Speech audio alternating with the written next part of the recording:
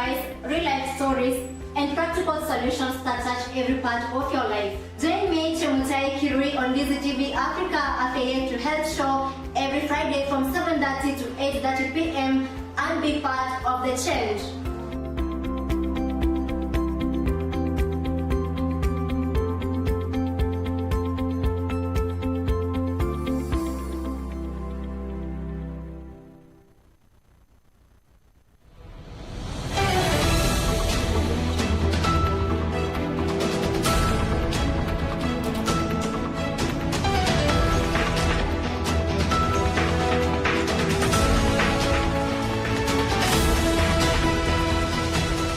Unatazama Ndizi TV Africa.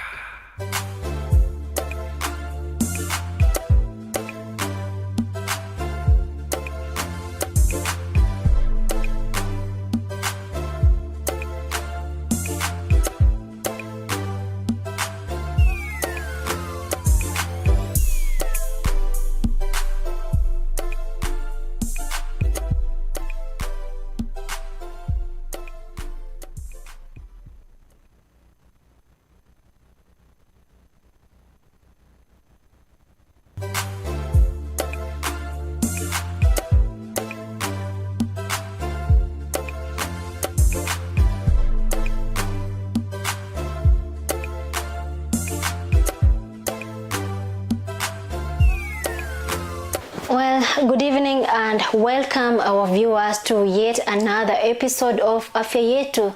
Remember, this is the health show where we get to learn everything about human health, about staying healthy, and even about preventing diseases, managing diseases that we already have, and everything else that matters on health.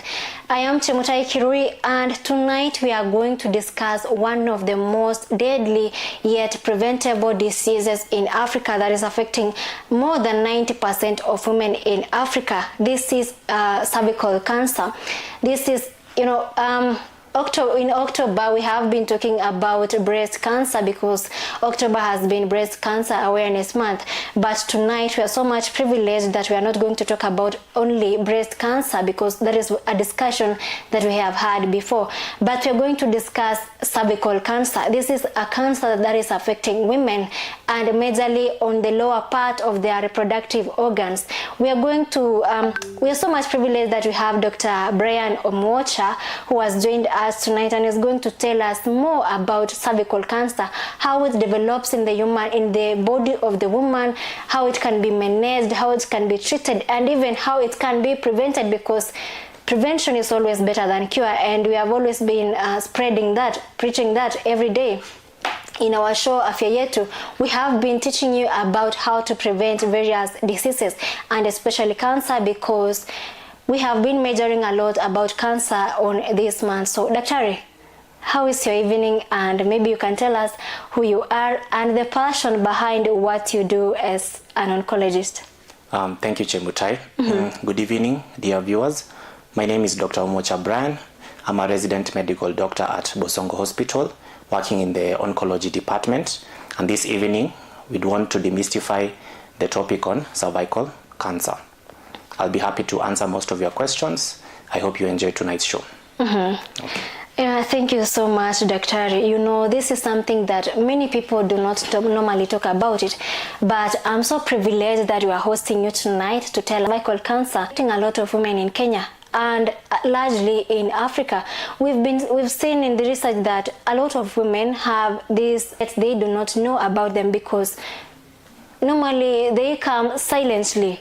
The symptoms and their signs cannot be seen at early stages. But there are very many ways of maybe telling always signs, but they are so silent. But you're going to tell us, we already know about breast cancer, but you're going to tell us about cervical cancer. But before... Thank you for rightly putting it. Cervical cancer is a silent killer. And by definition, cervical cancer mostly affects cervical cells. And the cervical cells are tissues that are found in the woman's cervix. Maybe you can tell us exactly what is HPV, how it develops, and break to us what really is HPV. So, infection of the human papilloma virus. but not all human papilloma virus can result in the development of cervical cancer. There are certain forms of human papilloma virus that tend to have a higher risk compared to others, and the ones that have been discovered or studied are HPV 16 and 18, and there are other and the human papilloma virus, the different variants, can cause other types of infections that affect other parts of the body. It could be the mouth, it could be the genital area, and these ones are low risk, and they do include types like 6 and 11. These can cause other forms such as the genital warts or the plantar warts. But specifically for cervical cancer, we have high risk forms of human papilloma virus.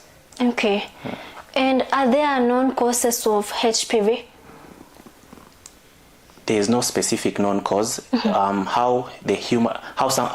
Somebody can acquire the human papilloma virus infection through skin to skin contact.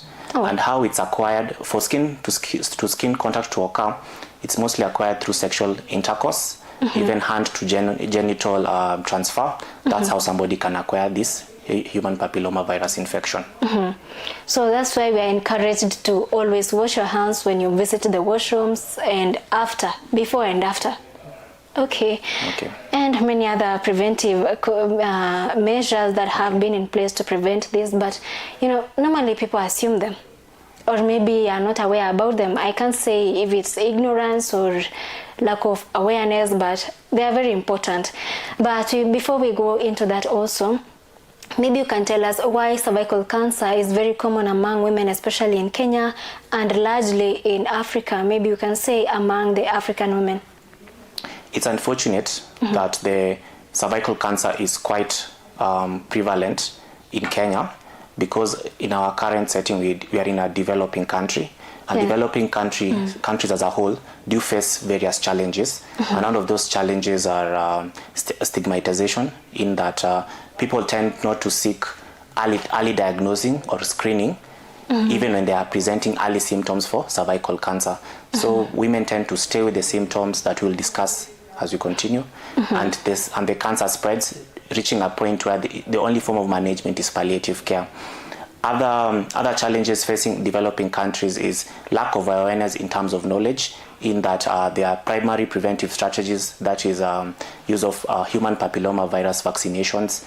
There's also secondary prevention strategies such as early screening, and these screenings have already been inculcated in the various health programs in Kenya, where women are required, those women who are at risk of developing cervical cancer, they are required to visit the doctor at a specific frequency, that be it 3 years or 5 years, to get early detection of these precancerous lesions, preventing them from progressing to even cervical cancer itself. So it's about lack of knowledge, and also the African culture of having stigmatization in our society. Yeah, true. And many people always fear having cancer. They say that when you already have cancer, it's like, some people say that you have a death sentence or something like that, which is not true, because there has been awareness by the governments and even by your hospitals, right? Yes. By the health facilities, creating awareness about various types of cancer, and that is not a curse. I think that's another myth that has to be broken down into the rural areas of Kenya, the rural population of Kenya, whereby they think that maybe having cancer is a curse, having cancer is a bad omen to the community or to that particular family, to that kind of person. And that's why they get stigmatized, which is not really a good thing, because that is a disease. That is something that develops, and it can get into anyone, it can affect anyone. So it's very important that when we know someone who is facing these diseases, they better get to the doctors, they better see the doctors and get medication at early stages. And Daktari, maybe you can tell us about the most early signs that can be noticed, and before diagnosis, now coming to the hospital, things that will lead someone to come to the hospital to be diagnosed if they have cervical cancer, or maybe it's just something else. Okay. Maybe I'll want to take the audience back. Remember, cervical cancer is a silent killer. Yeah, true. So when the cancer is developing, it usually the early stages of this disease is quite unnoticeable. But once the disease starts manifesting, there are certain key clinical signs or symptoms that a woman might be experiencing, that I as a doctor might suspect they might be having cervical cancer. And one of them is abnormal uterine bleeding, in that the bleeding, they have uterine bleeding occurring in between their periods, or they have postmenopausal bleeding. That is for women who have achieved an age where they are no longer having their regular periods. Those women those are signs of having the cervical cancer. Okay. Another symptom is pain during sex. It's not normal for somebody to persistently have pain while having sex. The other is about abnormal pervaginal discharge associated with foul smell. Remember, the cervical cancer, it's an abnormal growth of cells, and these cells tend to be at risk of having infections.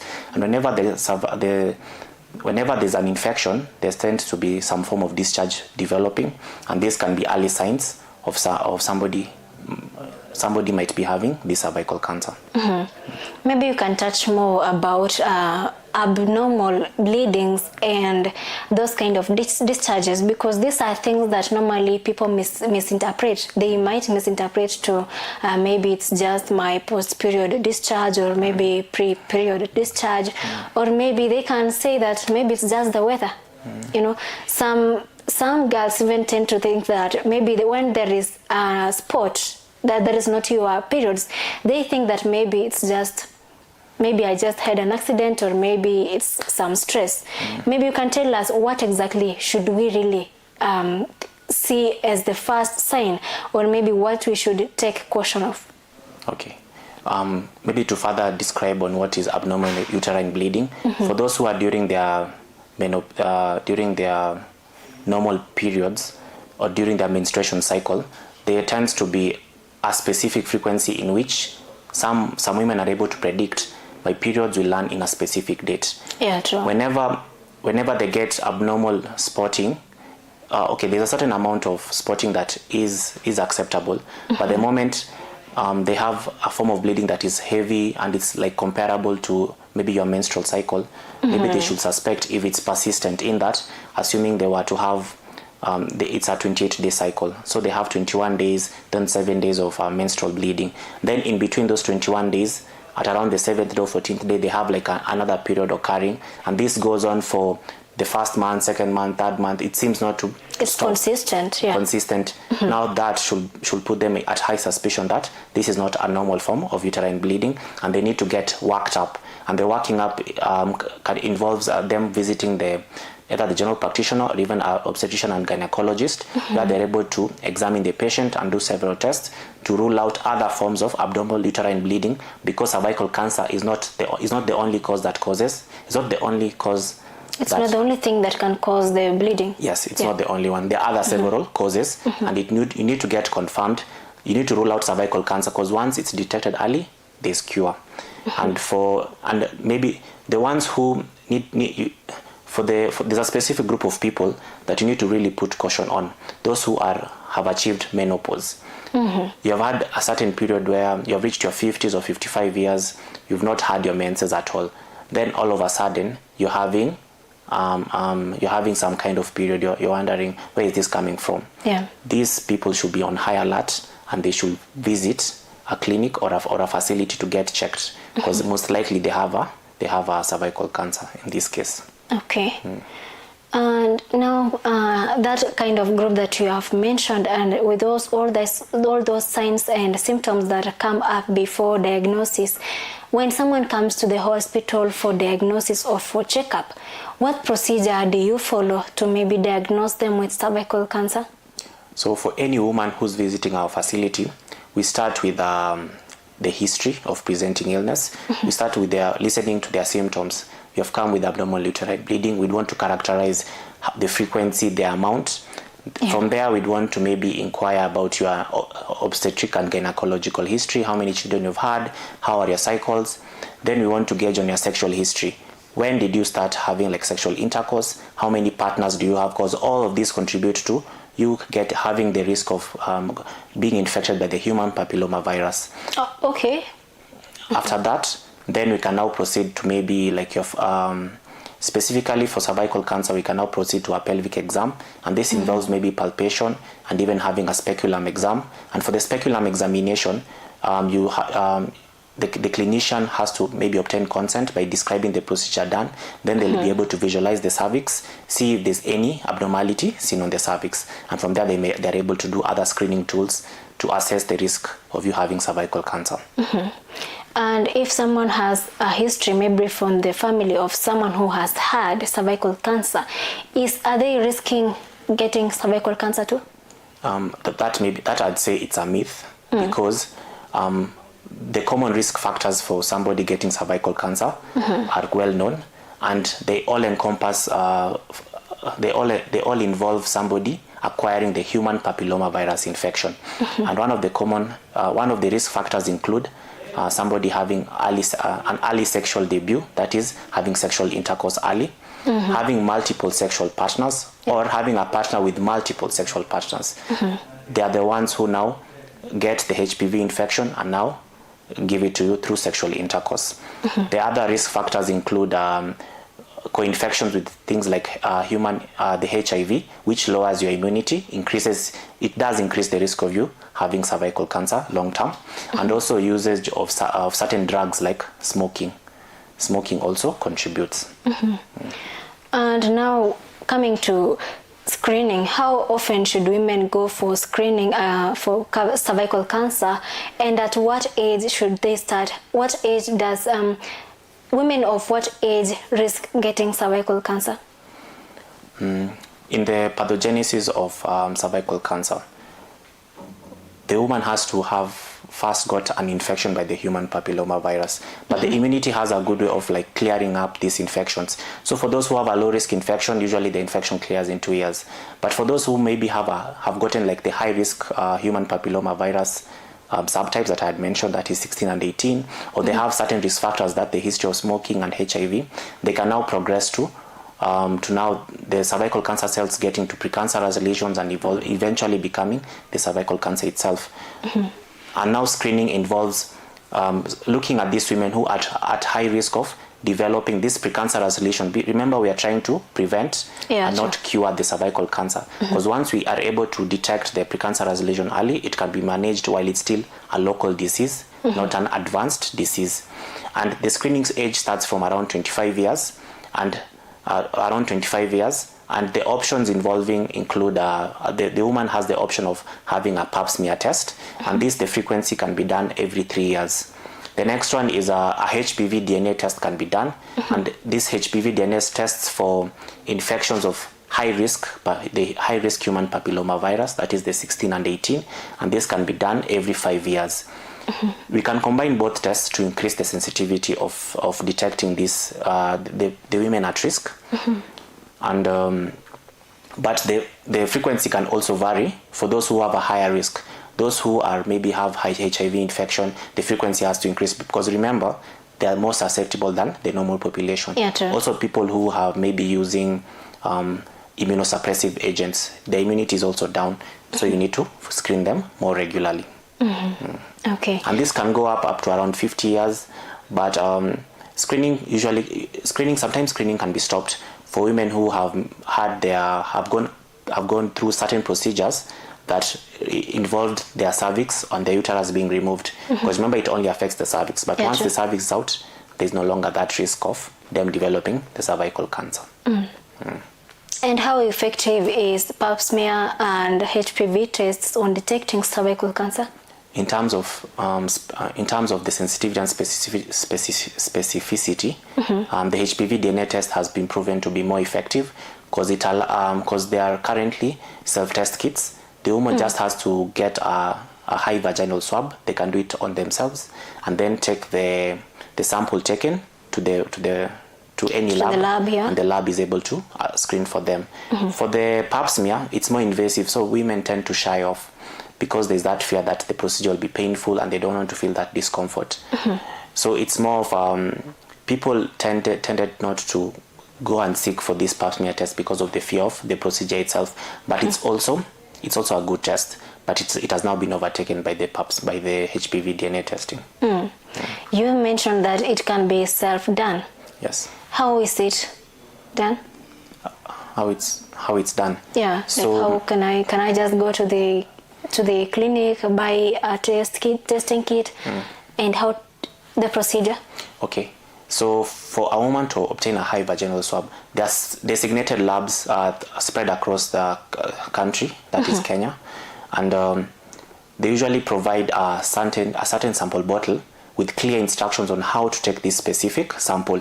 But usually before they take the sample, they need to have been advised on certain do nots before taking the sample. So they shouldn't have engaged in any sexual intercourse before taking the swab, and also they should not be in their menstrual cycle at that particular time. And the procedure involves it's a long tube with something like a cotton swab at the tip. So they are able to open it, remove it, and then they position themselves in such a way that they can self-insert the cotton tip deep inside their vagina, and then just swirl once, and then remove, and then return it in the container. And that container already is self-sealing. Once it's sealed, they take it back to the referral lab from which they were given the container, and then it's taken to the lab for processing for the HPV DNA virus using PCR techniques. And it won't take long for the results to come out, right? It depends with the type of machines that the lab has, but it takes between 1 week to 2 weeks for the results to come out. And once they have been detected, maybe you turn out positive with the high risk HPV DNA, then the person identified is then isolated, and further tests are done on them just to make sure, and follow up to make sure that if the HPV virus is cleared, then they're monitored more slowly. But for the ones who maybe have like precancerous lesions, they require maybe other tests like colposcopy to maybe get samples on the cervix to test later. Okay. And doctor, very many women fear going for these screenings because they think that it's painful and embarrassing. How do you reassure them as clinical officers that this is something that is safe for them and it's something that is good for their health? So before starting out the session of having a speculum examination done, the clinicians, we usually try and understand what is the fear about, what would make them not want to have the procedure done. We try to explain to them that this procedure, you'll only feel mild discomfort during the procedure, and if there's any pain, there are various sizes of speculums that can be used. There's a small size and there's a larger size, depending with the size of the vagina that is being examined. And if maybe you feel uncomfortable by having a male doctor doing the procedure for you, there's an option of having a female doctor do the same procedure. And I'm sure that will lower the embarrassment that these women will feel during that procedure. Okay, thank you so much, Daktari. And those enlightenment from Daktari about the signs and the symptoms of cervical cancer, the ways that cervical cancer develops in the body of a woman, and screening, the entire process of screening. And we have confirmed that Daktari said that the clinical officers are going to work through the entire journey of screening, through diagnosis, and even to post-diagnosis consultations. They are going to like every patient of theirs through the entire process. And that one takes us to a short break. Remember, you are watching Ndizi TV Africa and you are watching Afya Yetu show. We are talking about cervical cancer and we have just discussed about the causes.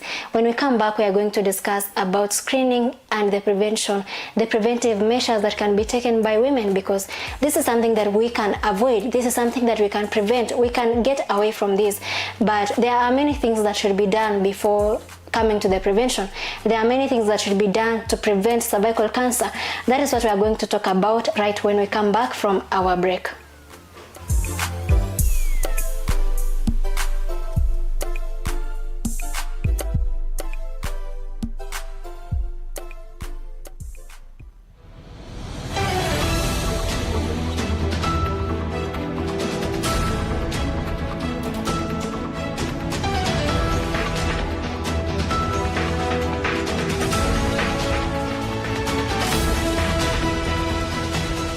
Unatazama Ndizi TV Africa.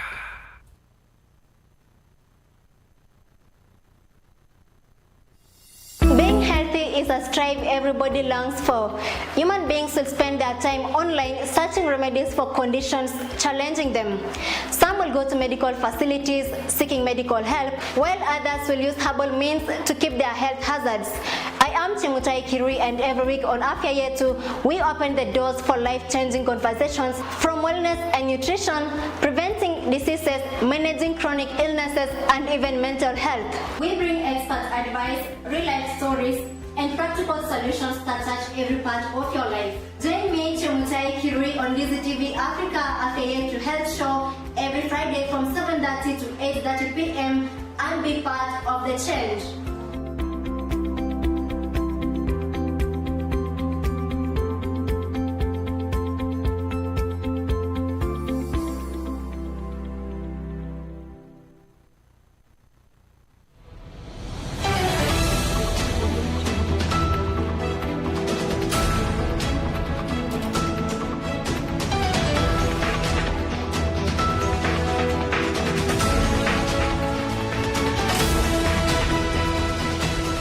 Unatazama Ndizi TV Africa.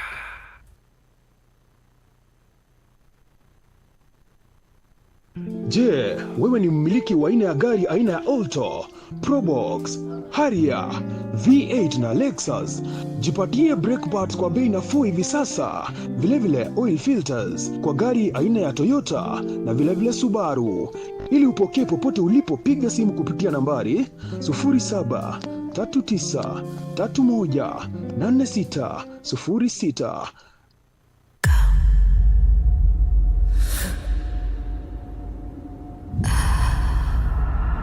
Ajinayo University. Nikuvalishe, nikulishe, nikuvishe, alafu nifanyie hivi. Like seriously? Yaani kitu tunaweza nisimamishe? Where dreams are born and the darkness lurks. Oh, love, love, love. Can someone eat love? Hayo tutajulia mbeleni. Siko ready. Just make sure you... She's just my friend. Hii mapenzi yako inakaa nimefungiwa ndani. Nimechoka. I love you. Hata nimetoka class na kuna late. Unaweza ongea na kidogo for a minute. But she's just like a sister to me. Mimi hakuna kitu unaweza niambia mzee. Ball tatu, sister yako.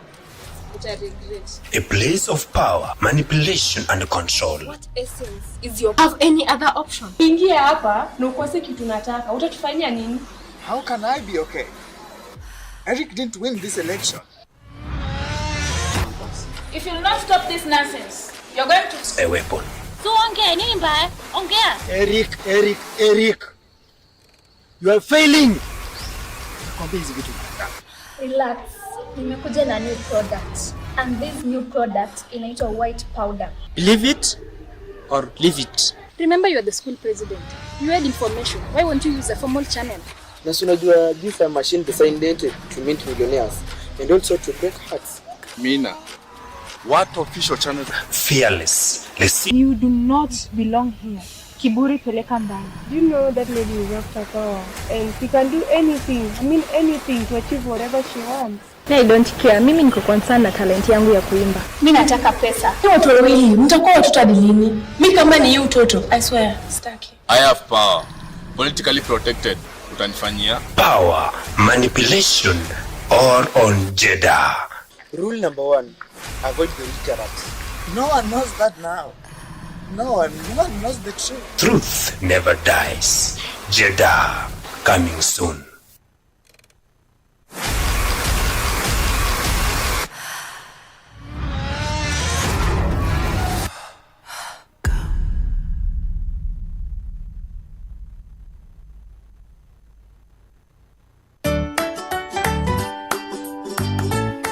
Boys and girls, and lessons for your everyday use. Join us every Saturday from 11 a.m. to 12 p.m. on Ndizi Juniors.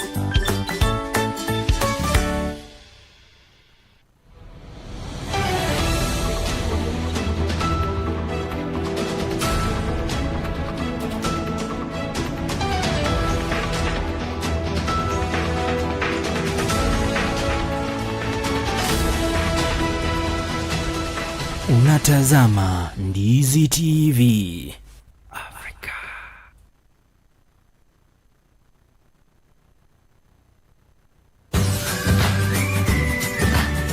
Je, wajua kwamba mapishi si cha pishi bora? Hapa ndipo tutakuwa tunapika vyakula mbalimbali ambavyo vitakuwa vinanukia kama vile mchuzi wa nyanya, tunapika kuku kitunguu, tunapika wet fry na vyakula vingi zaidi. Njoo tujifunze pamoja na tulete ubunifu jikoni katika kipindi chetu cha pishi bora. Ungana nami Ronalfa katika kipindi cha pishi bora, tulete ubunifu jikoni.